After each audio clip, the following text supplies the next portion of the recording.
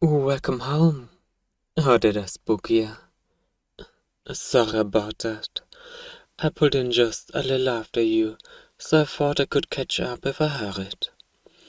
Not my fault that you're that easily spooked. Well, hey, I thought we agreed on no violence in this household. Oh, okay, okay. Tooth, tooth, tooth. You're a mean one. Nasty. Hey, you put that hand down. Don't think I didn't see that. Hmm. Well, I was supposed to get home earlier, but Miss Davis, that old crone living of yours is down. Yes, that one. She asked if I could run some errands for her while I'm out, so I did.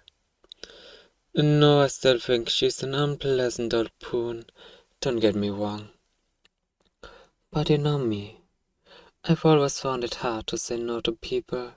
At any rate, she's not going to be a problem anymore, so there's that. Yeah, she mentioned something about moving up north with her daughter. Winter's been getting a bit too much for her here these days. She's never told you that? That's odd. She's been talking my ear off this entire afternoon. Never thought I'd see the day where she would pass up the chance to gossip. For I'm sure if you stop by, she'll gladly tell you about that in great detail. Oh, you should have seen that look on your face when I said that. Priceless. Now how about you go freshen up? I can get dinner started while you go. You sure? I know it's your turn to do it tonight, but you've had a long day and all. I can get it done instead. Alright, tell you what, how about this? We can both get dinner done tonight. It will be a lot faster that way. Besides, it's been a while since we've last made anything together, so this should be fun. You can be my sous chef. Okay, you have a point. We're equally as bad. So what are we thinking? Chicken, fish, pasta? Yeah, I can do pasta. I'll get you ingredients. Yeah, ingredients. Hey, don't laugh at me. It's been a long day, okay? Hmm, sure. Like you've never missed dog once in your life. It's okay, I got it. What else do you want to add into it? Mushrooms? Yeah, okay, I'll get that too. And that's about it. Shall we begin, chef? Yes, chef. I'm ready to, chef. So how did your talk with Margaret go? We still on for Saturday? Yeah, that makes sense. Sort of figured that you wouldn't be able to get away, considering how work's been hectic for you lately. It's okay, don't sweat it, babe. We can always reschedule or work around it. Besides, come to think of it, now probably isn't the best time to be going out anywhere in the first place, especially not after your team found a freshly made nest of one of those things. It's crazy to think about how quickly those monsters manage to get past the defenses and integrate themselves among us.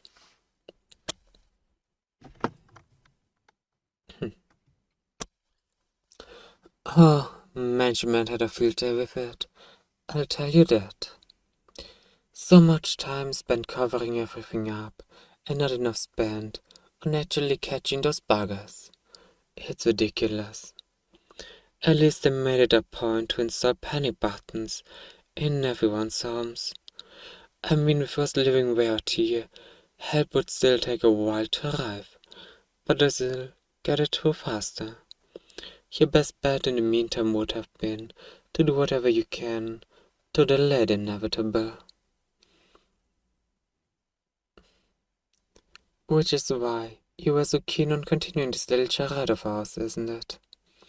Hoping that I wouldn't catch on to your attempt to signal for help if we just pretended to be unaware. You can't out-pretend the pretender, baby. You should have learned that by now. I hate to dash your hopes, but reinforcement isn't coming. The panic button in our home has long since been tampered with, after all. Oh, and I wouldn't bother screaming either. You'll just attract the others, and I think I'd like to keep this neighborhood to myself for a while. Thank you very much. Come now, don't run from me, sweetheart. You had zero problems causing up to me just a while earlier.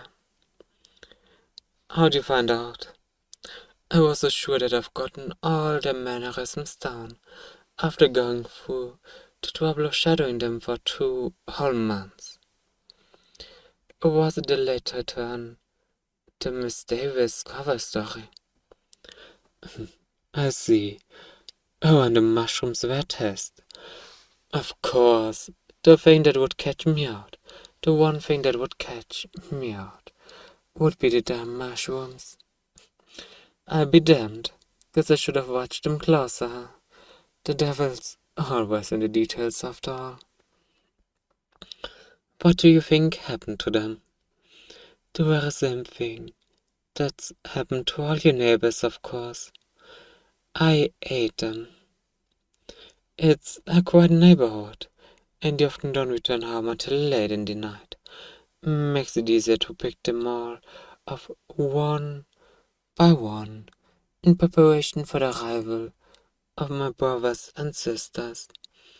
Now it was tricky at first, rotating between the shapes of multiple others to keep up appearances that this area was safe.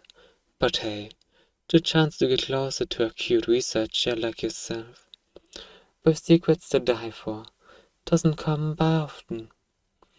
You are really asking why I kept you alive after all this time? You're right. I could have killed you, taken your shape, and attempted to infiltrate your workplace for information a long time ago. I could even do it now. Just tighten my grip ever so slightly and whip you into two. But I don't want to. When I ate your partner, I saw what I saw, felt what I felt, the regrets, the dreams, the passion, the memories, all of it. Most importantly, I saw you. You were part of each one of the most vibrant memories. You gave them warmth. You gave them comfort. They've been commended on their bravery quite often throughout their life, but there were times where they didn't need to be brave. They needed to be safe. And you understood that. You gave them that safety without once judging or thinking poorly of them. You gave this relationship your all, but the same couldn't be said about them, could it? All that sneaking around, hiding secrets, you could never really understand what goes on in his head. Of this, and that scares you to know that I could just go up and leave one day, doesn't it? Don't try to lie, darling. I can see it in your eyes. You know what I'm talking about.